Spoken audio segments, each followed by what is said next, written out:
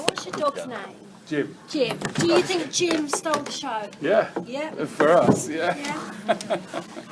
He did well, didn't he? He did really well. He did really well. And I'm not particularly dog lover. He is cute, yeah. He's very cute. Where is he today? Surely we should He's be at interested. home. Actually, I brought Mary in. The first time we screened anything here was the dog programme, and Mary no longer with us. Yeah.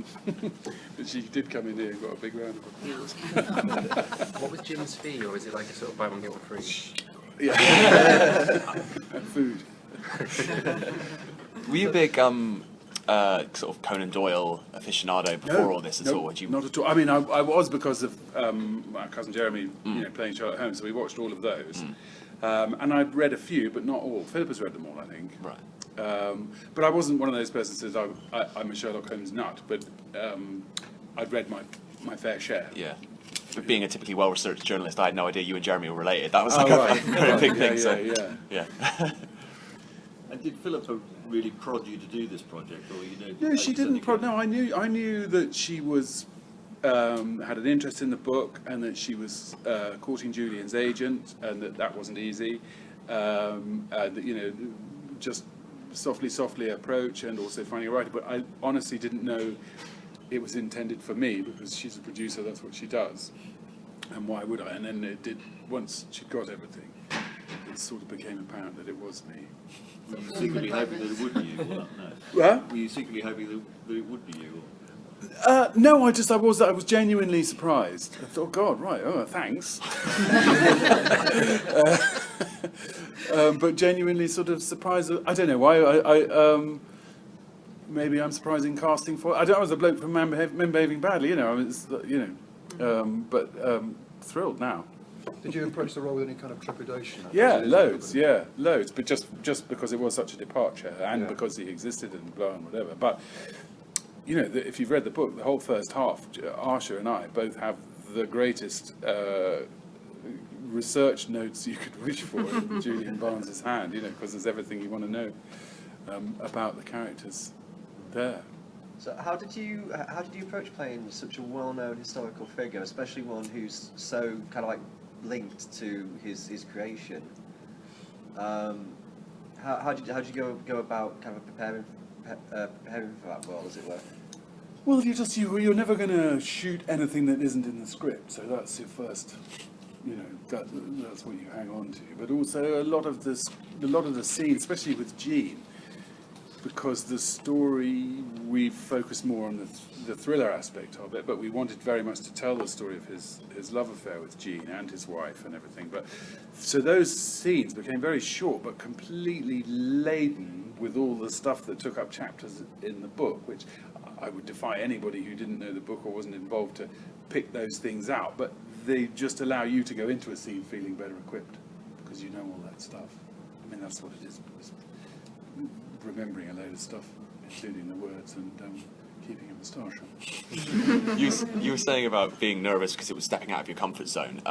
Have you sort of turned down a lot of work and then later regretted it because you were maybe nervous about doing something different? Or? No, I've never ever regretted the many jobs I've bailed out of. I never regretted it.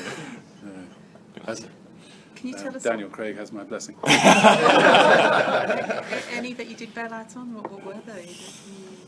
I wouldn't say that because somebody else ended up doing it. That wouldn't be very, very kind. But I know I've annoyed a few people. But no, I've never. I regret that, but I don't regret not doing their jobs. So how did you feel watching then? You said you surprisingly to me that you had that kind of fear of doing a role like this because you're very, very good. But were you pleased with yourself? I think so. It's very hard, to sort of judge yourself. Obviously, too many chins. But you look brilliant. I'm all right, thank you. I'm actually cool with it because it's sort of there's a few layers of kind of there's I'm a character actor. That's what I do is sort of try and disappear and become someone else, if you like. I think you do. I think you very much do disappear. Oh, we've done a lot of personality stuff with the animal programmes. So to then see you disappear again in a drama role was really nice. Oh, thank you. Well, that's who is he? Oh, good. Martin Clunes. That's good. There's lots of humour in it as well. Was that important to you to bring that out? Yeah, well, yes, it just. Yeah, I suppose so. No, it wasn't. It wasn't like a mission. It's just if it's there, have it. Because who has a day when, they don't laugh or smile. Something amusing doesn't. It's more humour than comedy, I think. But yeah, it wasn't. We must put some gags in this. Do you feel different to how you did when you were a member Heavy Badly in terms of your confidence? I write for a website for people in their 50s, so I'm interested in how being when I get there, I'll call you. has affected you all. Yeah, definitely. I think everything gets harder, doesn't it? It's harder? I think so. Right, yeah. Yeah, I think so. Why do you think it's harder? I don't know. When I was younger, I was I knew everything and could do anything, was an expert on everything. And now, maybe you know more and you know how much you don't know. I don't know. Or maybe you just do it too often. I don't know. But I definitely think it's harder. But I couldn't say why. You resisted the temptation to play policemen in the past, detectives in the past. Yes. But you're veering towards a kind of detective here in a way. He does take on a role that's yes, I suppose so. detection. Does that cause you any qualms? No, it's the the talking badge and the go and then the freeze. You're nicked. I couldn't do it. Just could not. The other guys were talking about how in between takes, obviously, it could be quite lulls on set and that kind of thing, and it was you keeping the spirits up. Do you feel like a responsibility? Annoying. But do you feel a responsibility as a leading man to not just play your part and between takes go off onto your trailer or whatever, but to keep everyone's spirits up and you're leading from the front sort of thing? There's never any time to get back to your trailer. You're the leading magazine, you're in it a lot. No, I don't. It's something I think I do to keep my energy levels up. Is I try and weaken other people's resistance. I'm just annoying. And was there trouble with the mustache, keeping it on when you were cracking up in between Smiling takes? or laughing, both. Yeah. Charlie and I spent the whole time. Yeah, a lot of that. I mean, there was a lot of corpsing when you were actually trying to play the proper scene. No, I don't remember any. No. Although, what's her name? Pearl, who played George's sister. She was pretty easy target. Would you try and set her off? Oh yeah. You like that? Yeah. Do you think it's inevitable it will be compared with Sherlock, and does that trouble you, or is that a good? I think bad? it'll inevitably get swallowed up in that, but it'd be an unusual comparison to make between an author and a subject, but the comparison obviously there because that's kind of what the story is. It's the author of the detective trying to turn detective. So I don't know what people say. Has Jeremy had anything to say about it? He's been dead for years. Oh God, I'm so sorry. I am so sorry. It's about 20 years. Okay. I'll just shut up now. So, The rest of the interview. but we've been in touch. No. What about the costumes, Martin? How much do they help you get into the role? Oh, hugely. Les Lansdowne, who I first met, he did Mr. Chips, which Stuart also directed, and he's just he thrives on this sort of thing. And you didn't see it so much in this, but some of Hattie's dresses that appear for one scene and then are never seen again. And he's known Angels, the costumiers, for years. And I don't know if they gave him a deal or what, but the clothes that came out. And what's really great is because it's very easy to know what you don't want. There's a lot of sort of duff Victoriana on the TV, which is just kind of boring, people going through the motions. But what Les has done, every single extra, their costume had a story. It wasn't just off a rail from that year, cover the extras in that. They all had some, a holistic approach to their whole look. And they're just blurs in the background, but the detail there was just phenomenal. And you had a special pocket watch, or a character did?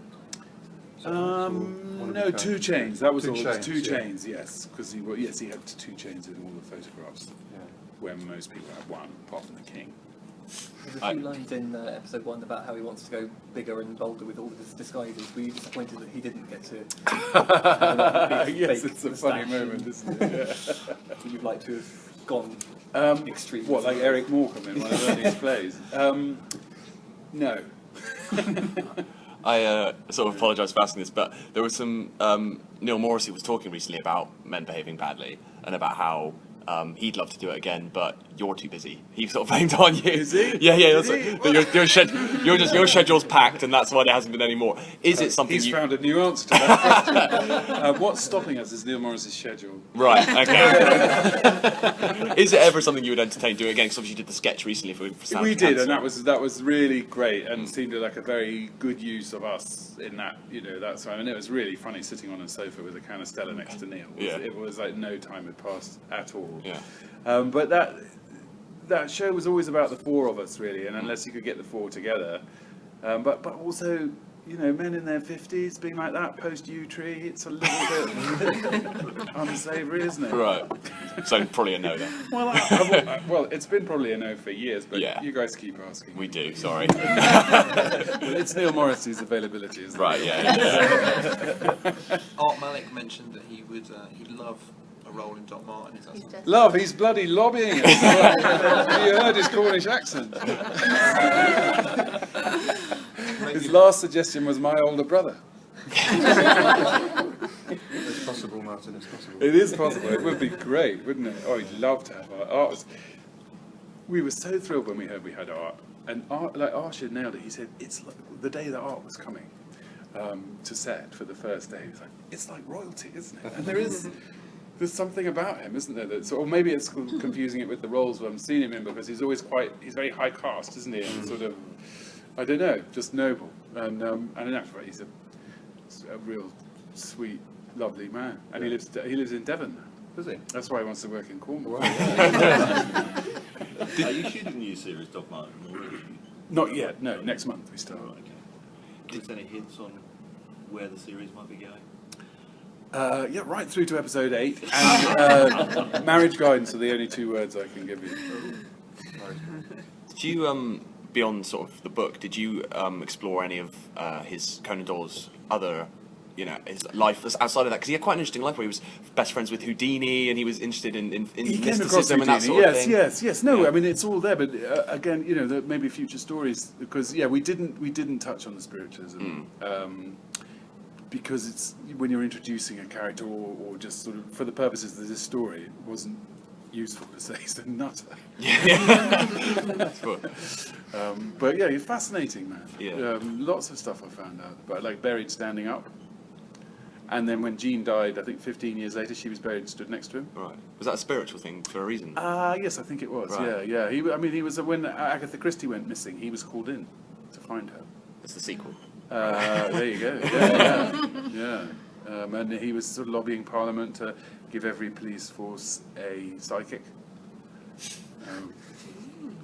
Did he have any joy with that? Pardon? Did he have any joy? No, I don't think so. They gave Inspector Morse a sidekick. Do you know why he was so passionate about this case? I mean, in the piece, he seems to take it up immediately upon reading. Yes, well, the book would suggest that it's the timing in his life, because of this sort of... He'd hit a wall with Holmes. His other books didn't fly. And then his wife died. And then this awful guilt chasm sort of opened up. And he was like that. He was like quite a Toad of Toad Hall. But Toad only just sort of picked things up and dropped them. He went right, he took himself to war. He bought himself a commission and he went out and fought in the Boer War next to people getting killed out of curiosity. And he bought one of the first motor cars without having seen it, because they'd been invented. So it's incredibly impetuous. A bit of a sort of Douglas Adams, yeah, I think so. Yeah, I think impetuous but thorough. Not impetuous people are usually quite shallow, aren't they? But I think he would do it all. I mean, he was a doctor, an ophthalmologist. He a really interesting man. The cameras. Sorry, Martin. The cameras you used on this, they're quite special, aren't they? They've given it a look which is. It's the way of using them. They're not, and we're resistant, because we're Doc Martin. Here we go. Is the last drama shot on film, and we're big film fans, and we get a lot of compliments about the way it looks. And we wanted to shoot this on film, but because not so much in this episode, but in the later ones, we use a bit of CGI just to replace bits of modern London and with old London, and it's much easier with the digital cameras. But these cameras, it's the Alexa they're called.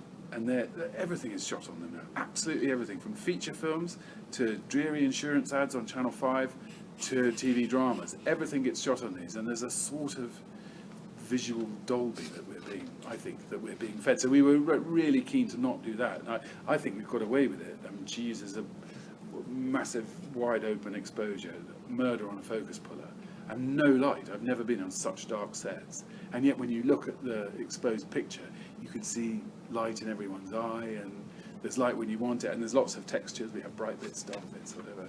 ITV don't like dark, but some of it is quite dark. Should be, but you can always see people's peepers. Is that one? Have we seen the scene where it's especially dark in the first episode? No, it's just as a rule of thumb, ITV say grade everything brighter. Yeah. Which we have as far as, they've been great with this. They've given us a lot of freedom because I think it has got a really nice, lush look to it. Like Susie Lavelle, she's like we were saying when we were looking at the rushes, we won't be able to afford her again. She's a really good camera. Martin, I read about these Clunatics. Are they all? Oh yeah. Are they your groupies? They're my American groupies. My girls. What are they like? They're fantastic. Sometimes they come over. We have a fair on our farm every year. They come to a lot of that. Some of them just send money, like thousands of dollars for our whichever charity. Oh right. For the fair, they come and they help. They volunteer for the fair. They're coming down. I think there's a whole plane load coming down to Port Isaac. That was scary. No, they're really nice.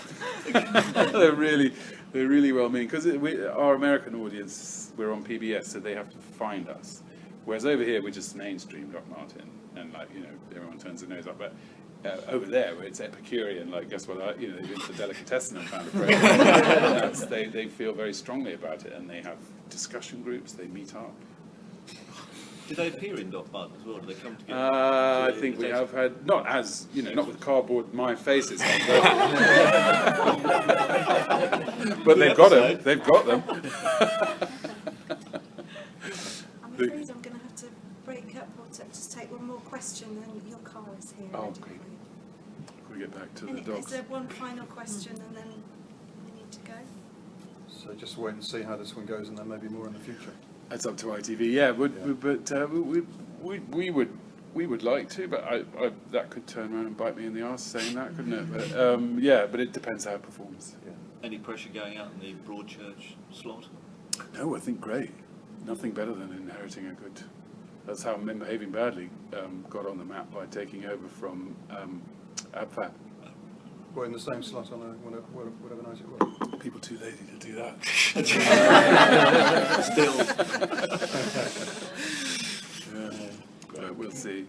We'll see. Great. Well, thanks very much for coming. Thank you. See ya.